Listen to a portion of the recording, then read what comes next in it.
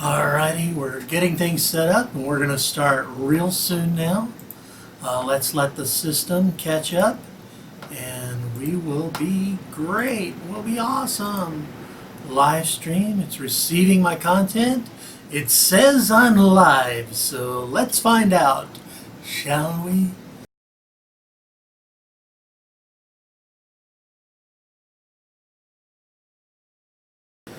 Good morning, good evening, good afternoon, ni hao ma, howdy. Welcome to the webinar. We are live and this is a really interesting day in that we are using a completely new system for the live webinar. We have a live chat now, so if you're here and you want to ask a question, just go ahead and type something in the chat on the right hand side of the screen. For those of you who are in the system, those of you who are watching the archive version, I'm assuming you don't have a chat because, well, it's the archive version and no one else is there. But you go ahead and enjoy.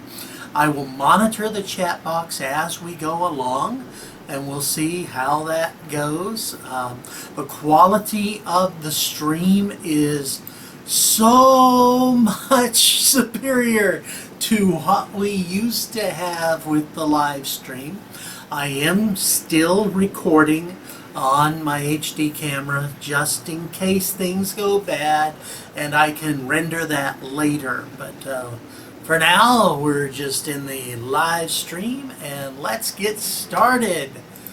Sensual States, this week's webinar, or this month's webinar rather, is Sensual States, or creating sensual and erotic sensations with Imagineering Focus. That sounds like a whole lot of stuff. Really, it's about having incredibly positive experiences. Essentially, we're going to be discussing the nature of sensual states and how to use experiential ecstatic trance methods to create various pleasure states of sensual and erotic nature in order to enhance sexual response, sensual pleasure, make positive changes in your sexual identity or responsiveness via sensual state work. Now, this is positive sexual change work or positive sexual experience trance work. And can be used for therapeutic applications and this is predominant for folks who go to my website and buy stuff, it's for recreational use, for intensifying intimate relationships. Now, the thing about sensual state work, I am very much excited about ecstatic states. If you know my work, you know that about me, that I'm very, very interested in ecstatic trance and ecstatic states in many different applications. Usually when people think of ecstatic trance, they think in terms of religious ecstasy, and that's certainly one application of ecstatic state work. However, the ecstasy can be used for many applications, such as recreational, intimacy enhancement, sexual responsiveness, or other things. Now, as a hypnotist, one thing I've learned over the years is that hypnosis is actually really, really easy. And I shouldn't say that because I know some folks make a living training, and if I tell you it's so easy, maybe you'll just learn it on your own. But really, it is easy. It's a lot easier to learn if you have a competent, experienced trainer. But essentially, you can learn how to induce hypnosis very quickly, and with practice, you become very skilled in the art. But you do have to practice. You have to get out there and do the work per se. And I have learned there are certain types of hypnosis that seem to have a lot less resistance in the general population. And that is, if you use these techniques, you're very unlikely to have folks resist. You're just going to pop them right in. And by resistance, I don't mean consciously resist. Don't say, you can't hypnotize me. If somebody's consciously resisting, just tell them, well, that's very nice, goodbye. What I mean is unconscious resistance, where they are slow to let go. And there are certain techniques that you can use that are very, very effective at helping folks let go and just let it happen. Obviously, speed hypnosis is filled with techniques that bypass conscious resistance or the conscious mind very fast and pop folks into state quickly. But there are some other techniques that they can be speed hypnosis. I prefer speed hypnosis, and actually, honestly, most hypnosis I do with live humans is what folks would consider speed hypnosis. I don't like a 20-minute induction. I never have. For audio recordings, I might use a longer technique, in part because I simply want to make sure I get there for most people. And so you might use different techniques to compound suggestions and things. But in live hypnosis, I'm just going to work with someone and go boom. And if you want someone to go boom, there are some techniques that very, very rarely is there resistance to them by the trance partner. And that would be drunken inductions and ecstasy inductions. Now, drunken inductions doesn't have to just be drunkenness. If you're familiar with my website, go to www.briandavidphillips.net and just search for drunk, and you'll find lots and lots of examples. And you can buy products too, yay, of hypnotic techniques that engage the imagination,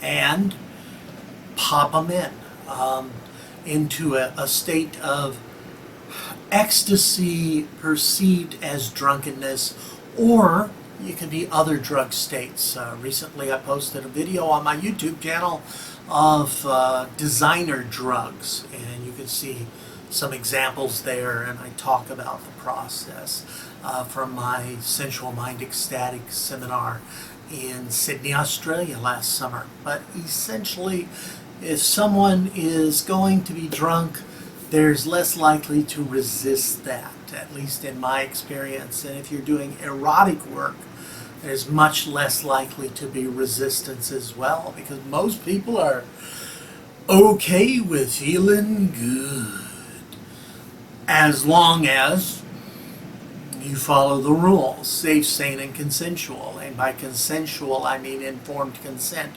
You don't walk up to strangers and start talking to them as if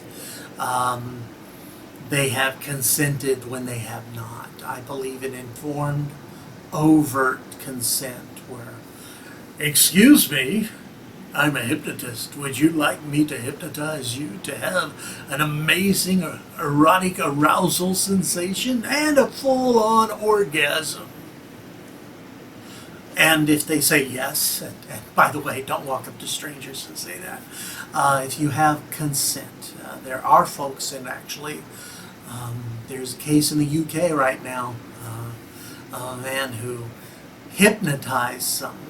And some folks do this. They're less hypnotists as creepnotists, and that is folks who they use hypnosis as a gateway, and once the person's hypnotized, they start giving erotic suggestions.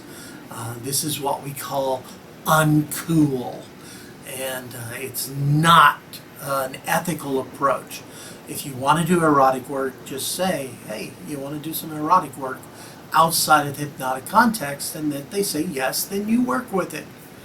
You don't try to slip it in. That's pretty much the equivalent. And I know the guys who do this don't realize it, but it's the equivalent of attempting a hypnotic roofie. A roofie, of course, is when you're in a bar and you give a young lady a drink and you drop in some Rohypnol, knowing that they will be drugged, and then you can do all the sexual things you want. Well, that's creepy, illegal and incredibly unethical. So why would it not be creepy and unethical to use hypnosis in that way? It wouldn't not be, because it is creepy. You want to have a positive experience, then have a positive experience with folks. And just ask. I mean, come on, if you can't find a partner to play with in terms of recreational or intimate erotic work, that's not, hypnosis is going to help you be better at social skills. Work on your social skills. Work on yourself. If you ask 100 people and 100 people say no, then it ain't the 100 people. It's you. So work on your social skills. You don't have to be incredibly handsome like some people. You really just need to be open and honest and be the sort of person that other people want to engage with. And if you don't know how to be that sort of person, you need to start doing self-work before you work on others. All right, and that's me on a soapbox, and because it bugs the hell out of me. And I know too many folks who are they go to study erotic hypnosis with folks who push it as sleep with any woman you want in 5 minutes or less. Well, real life doesn't work like that. And so why would hypnosis work like that? You don't use it to manipulate others. I am a very strong proponent of the quintillion paradigm. If you don't know what that is, then you're new to me, because the quintillion paradigm is essentially the work of the great Latin scholar who's considered the father of rhetoric. And he said that rhetoric, or communication, is a good man speaking well. Now, he meant that a person who studies communication must learn to communicate well. If you're studying hypnosis, learn your craft. Get really good at it.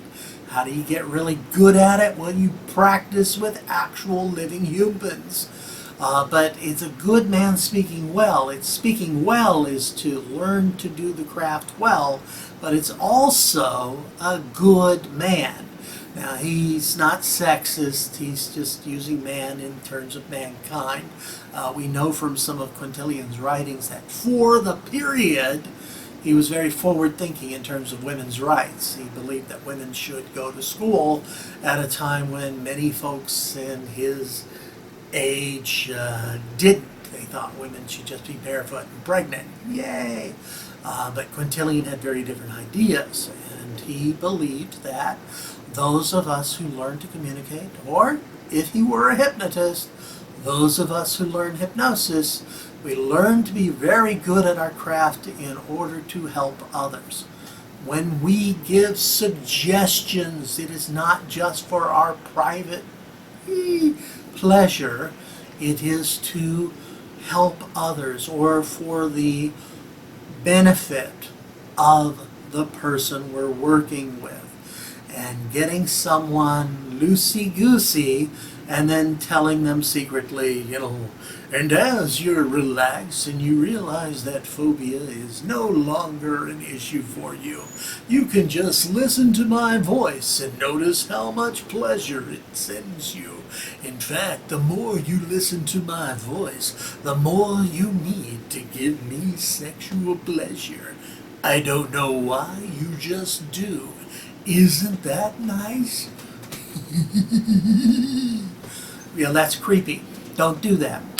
Okay? Instead, have a relationship first and then play along those lines. Now, in terms of ecstatic states and trance, a lot of my work is related to what I call experiential trance. Now, that's experiential hypnosis. Experiential hypnosis is pretty much somnambulism, what others call somnambulism. And so the definition for Experiential trance as used by the Society of Experiential Trance, www.trancesociety.org, is very similar to what Ellman would call his definition of hypnosis, or a whole lot of folks call. There's a lot of debate of what hypnosis is. We have pretty much, in academic circles, have pretty much settled the debate on, is there such a thing as hypnosis? Yes, study after study has shown categorically that there is such a thing as hypnosis. It's just, what is it? There's still lines of demarcation that are still fluid in terms of debating and really setting on that. But in terms of the Society of Experiential Trance, we define experiential trance this way.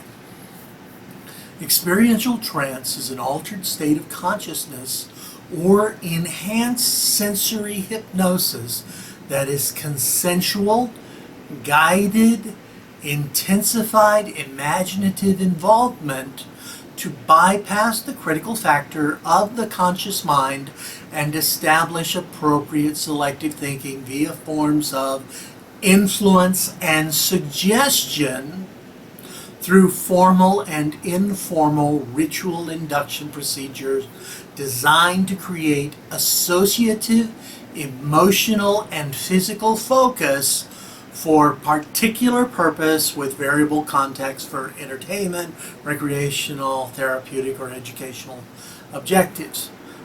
We seek genuine experiential trance and guide our trance partners into verifiable hypnotic phenomena.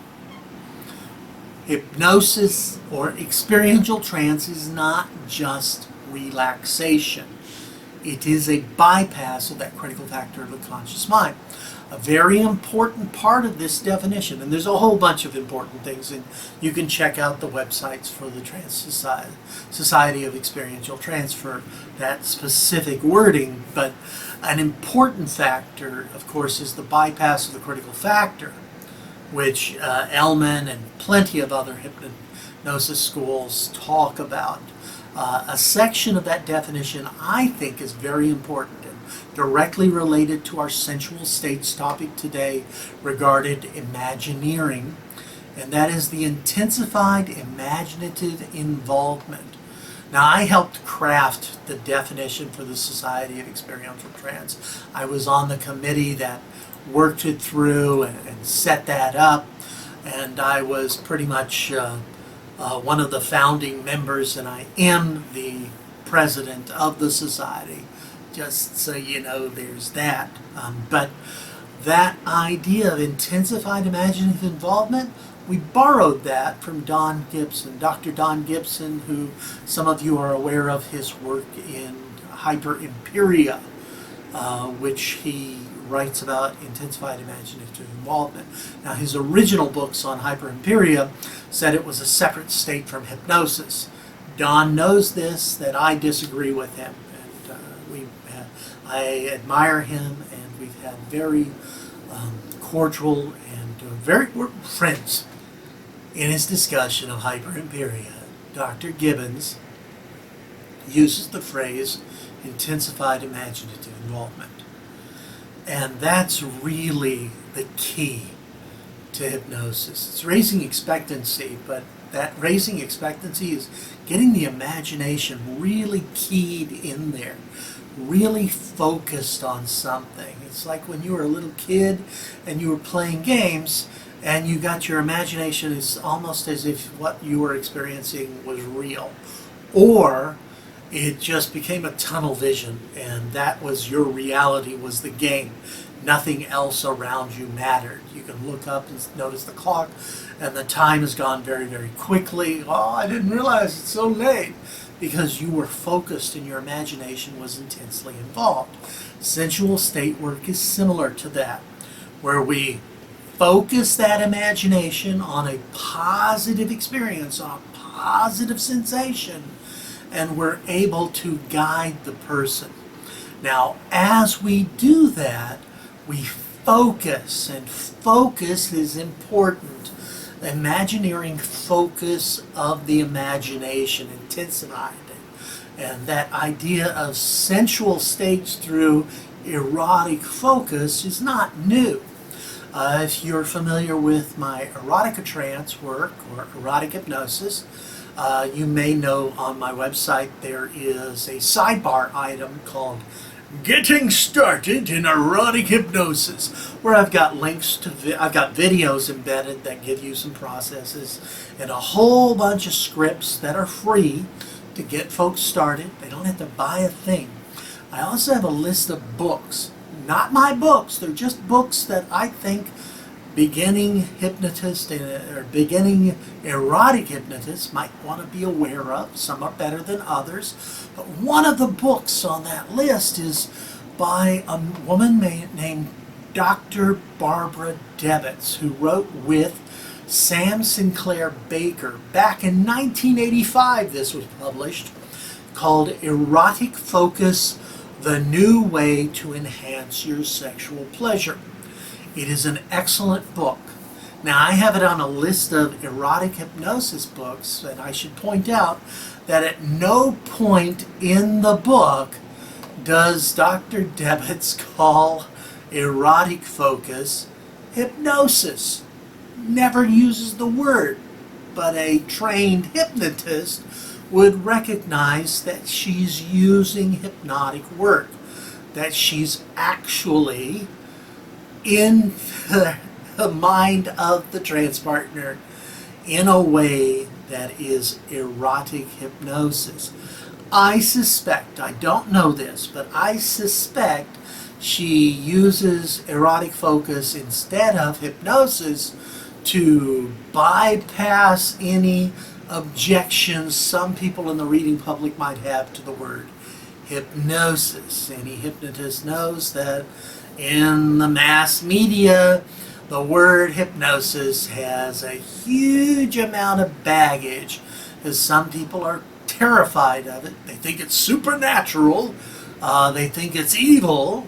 Some churches even have sermons that say hypnosis is the work of the devil. I will point out that the people who say that are, in fact, absolutely totally wrong, misreading what hypnosis is. It is not what they think it is, and misreading the scripture that they use to prove that it's wrong. They're just wrong on both sides. A whole lot of wrong. Helpfully, there are preachers out there who do in fact say hypnosis is a good thing and it's worth using. In my own work, as you know, that because I'm interested in ecstatic states of many types, I have taught workshops and have a webinar on my site on active prayer, which is essentially an experiential trance associated with prayer. Because personally I believe that if you're going to pray to your deity, you should actually experience it as a communication with your deity. My own great plus grandfather, Quanah Parker, was a founder of the Native American Church. And one quote that he is very famous for in regard to the church, and this is a paraphrase, and that is that the white man goes into his church and talks about Jesus. The Native American goes into his sweat lodge and talks to Jesus. Or talks with Jesus. The white man goes into church, talks about Jesus. The Indian goes into his teepee and talks with Jesus, which is very different. It's an experiential state. Some churches obviously have much more experiential states in that regard. Whether you agree with their religious practice or political views, that's irrelevant. They're actually experiencing the divine in an experiential trance state. They may not call it that, but essentially that's what that is. And with sensual work, we want to push that as well. We want that sensation of feeling connected and experiencing things. So we intensify that imaginative involvement. In Dr. Devitt's work with Erotic Focus, and it's an out-of-print book. It's not as easy to find now. I do warn you that on eBay or Amazon you might find some old copies for upwards of $100 US. I do not recommend that you pay that much for the book. Most public libraries in the United States have what we call interlibrary loan. And just use your library and get a copy of the book and read it that way if you can't buy one, if it's not in print. But I suspect she calls it Erotic Focus to get outside of that baggage that the word hypnosis brings to it, which is unfortunate, but it's certainly understandable. She's not the first person to do that. Another reason I'm pretty damn sure that Devitt is dealing from a hypnotic perspective and just changing the words around is we can recognize some of her inductions. And there's a wonderful induction she does and she says that you can do this anywhere. And there's this thing she does where she works with arm catalepsy. Hypnotists know that arm catalepsy is when we relax a limb so much that it can't move, or we immobilize it through stiffening that it cannot move. But it is engaging the imagination. Many folks, when they do arm levitation, they start with it way down here and they say balloons lifting up, lifting up.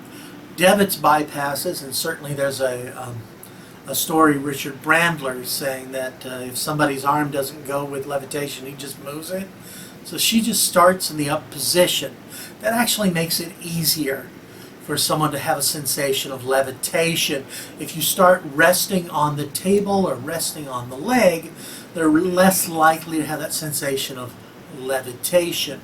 So go with your levitation in a way that just stick it up here. I'm lifting it a little higher than I normally would, but those of you familiar with Bob Burns' Swan, just make your swan up here, but it's not the swan. It's just Devitt's writing in 1985 gives us this idea of pop it up here, all right, and then she suggests just close your eyes and imagine it just floating there.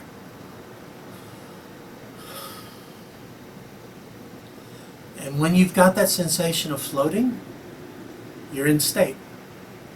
And that's it. That's her whole induction there. Just pop into state. And it works really well. You get your imagination focused in there. But there are hypnotists who do things like this, even as far back as 1985. I know it. I say that like that's a long time ago. Because as my students at the university say, Dr. Phillips, you're old. None of my students actually talk like that. I live in Asia. They would say, ni hao lao. But that just pop that sucker up and drop state and then just let it float. And I'm losing it. Now, Devitt says you could do that on a train or a bus and no one would know what you're doing. They just think you're some idiot like that, eyes closed like that. Of course, Devitt does point out that you can do that with your eyes open. They don't have to be closed. So there is that as well. Eyes open and just pop into state. Now that erotic focus, it doesn't have to be an erotic sensation of doing this. It can just be a sensation of dissociation.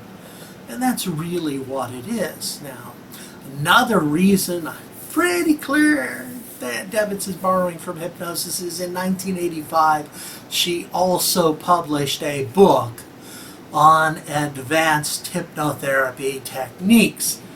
That tells us she knows what she's talking about, or at least she knows enough to think she knows enough to publish a book. But I don't have her book on hypnosis. I haven't found a copy from where I'm at.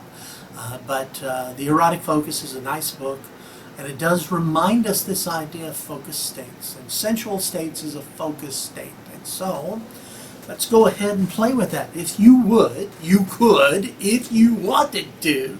I don't know if you want to do it right now, but you could, or you could just wait until after the talk is finished.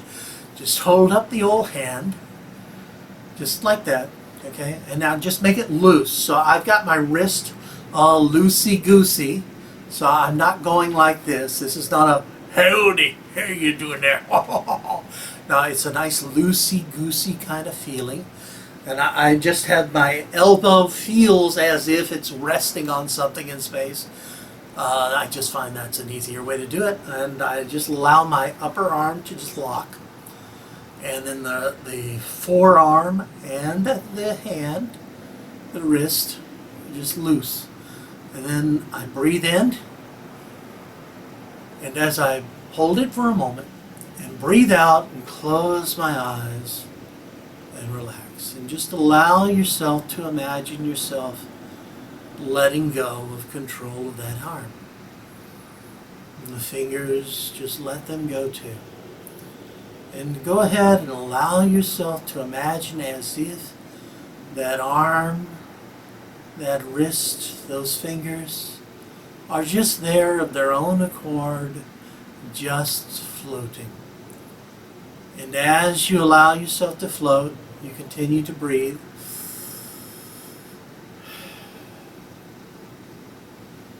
Four or five deep breaths. And every breath in, just feel that sensual feeling. And as you breathe out, your body relaxes and your arm just dissociates even more. And just let it flow free. Do whatever it wants. Breathing in the sensual, breathing out, relaxing your body, just dissociating that arm. 4 or 5 deep breaths. Now debits might tell us to read or to do a number, 10, 9, 8, 7,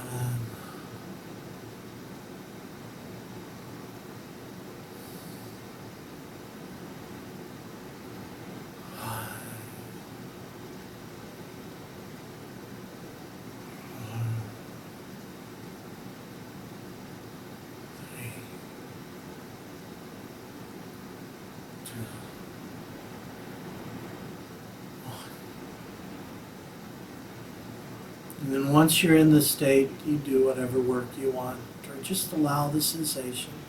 Now your arm's going to get awful damn tired. Now mine moves around a lot. I do a lot of ecstatic state with spontaneous qigong work or Ouija dancing, so my body is pretty much trained to just allow the trance to dance within me. And so you may not experience these kind of movements. I do. And if you're watching, I can feel it happening. It may look like I'm just doing some mudras or if I'm consciously moving, but actually my arm is now dissociated. And so I'm not consciously controlling this movement. Some psychologists might call it a hysterical movement. It's not hysteria. It is a dissociative idiomotor action. And I'm going to let it flow. And release. And there we go. You can play with that idea. That doesn't have to be an erotic state change. Erotic states can be as simple as breathing in a sensuality and then letting go. So every breath in, you just sit back. Just go ahead and sit back.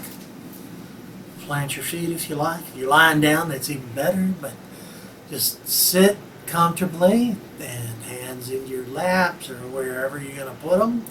If you're by yourself in the privacy of your own bedroom, you can do that, well, with the lack of clothing, if you will. But I'm not going to do this on YouTube with a lack of clothing. I'm just going to sit and you just breathe in a sensual feeling. Now, you're adults, right? You should be adults. If you're not an adult, please stop watching now. But as an adult, you probably felt an erotic or sensual feeling before. Even if you are currently having blocks, you felt pleasure before. And you can indeed enhance that pleasure sensation by breathing in the idea of pleasure. And by breathing it in, just let it come through your body and just flow. And you can feel it in those special places. If you wish, you can feel it, say, in your breasts, your nipples, down to your groin. A lot of folks just want to go straight to the groin. Say, okay, clitoris, do your thing, or penis, be happy now. I command you. And you can do that. Just feel it. Those of you familiar with tantric work, you may have practiced various fire breath or other breathing techniques. Breath erotic work is often associated with exercising the PC muscles. PC muscles, or Kegel exercises if you like, where you just tighten those muscles and release. As you breathe in, you tighten the muscles, and as you breathe out, you release them, breathing in. And as you tighten those muscles, you're thinking sexual thoughts. And as you release, you continue thinking those sexual thoughts. Kegel muscles, if you're not familiar, for women, you're tightening the muscles that you associate with controlling the bladder, but it's also the vaginal muscles. And so some folks believe that after having a child or after a whole lot of sexual activity, if you're particularly promiscuous, the vagina gets soft and loose.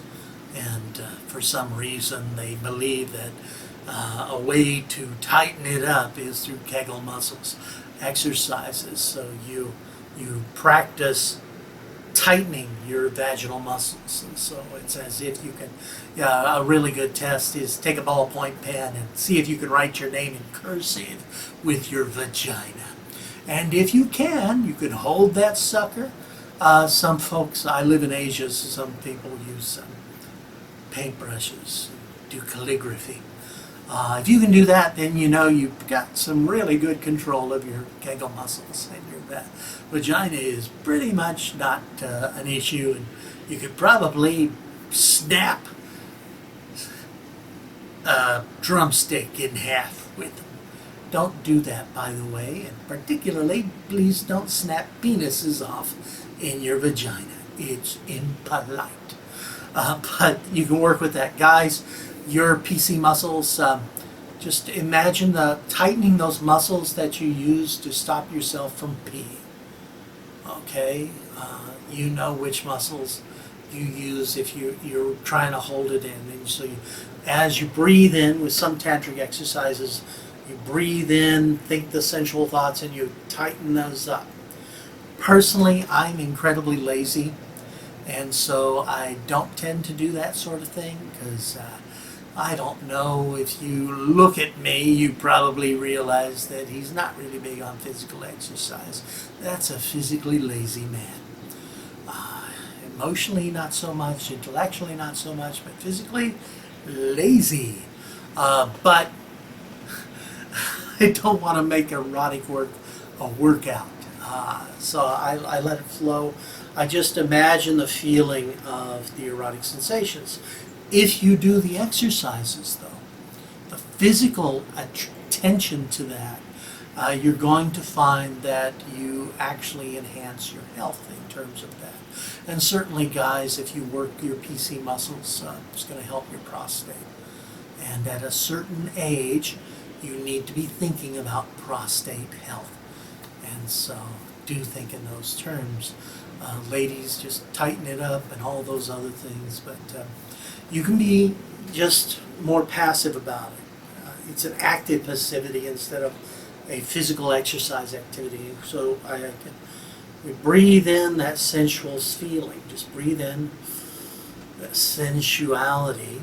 And as you breathe out, just let yourself flow and sink in the chair. And just breathe in an erotic sensation. And as you breathe out, just let it go. I'm really big on breathing. To me, breathing is awesome. You should practice breathing. Heck, don't even practice it. Just breathe. Breathe all the time. At no time should you ever stop breathing.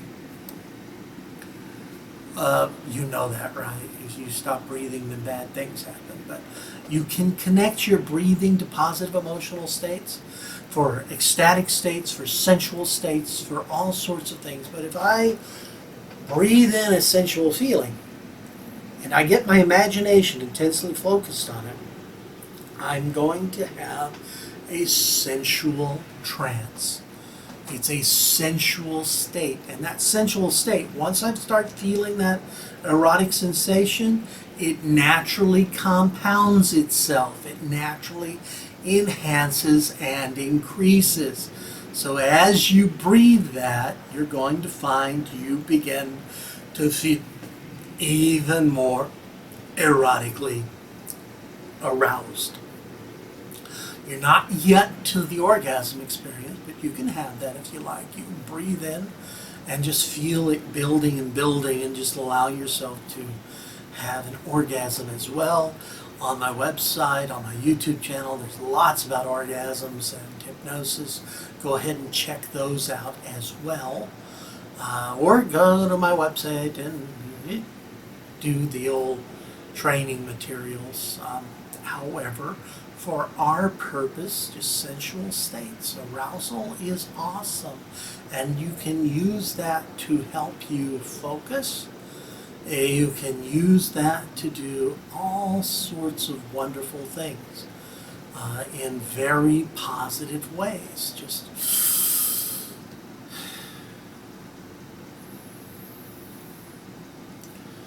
every breath, I just imagine in sensuality. Now, obviously, I don't have to use sensual states, just sensual states. I can use this for confidence. I can use this for friendliness, for openness, for clarity, for whatever state you want to work on. Hell, I could use it for anger. I could breathe in more angry. I don't recommend doing that, but certainly some people do that. You all know people who they get a little angry and they just keep getting angrier and angrier, and it compounds naturally, doesn't it? Huh. Breathe in a little erotic and it gets more and more erotic. It compounds naturally. Human beings are wired to experience emotional states and to overload our system with emotional states. Our systems are built for building emotions and releasing them. We are cathartic machines. We are built to breathe it in and then find a way. How do we release negative emotions? We build it and we catharsis. We let it go, all in a big whoosh. And that's also how we deal with positive emotions. We can build climactic experiences, overwhelming joy, overwhelming pleasure, overwhelming love.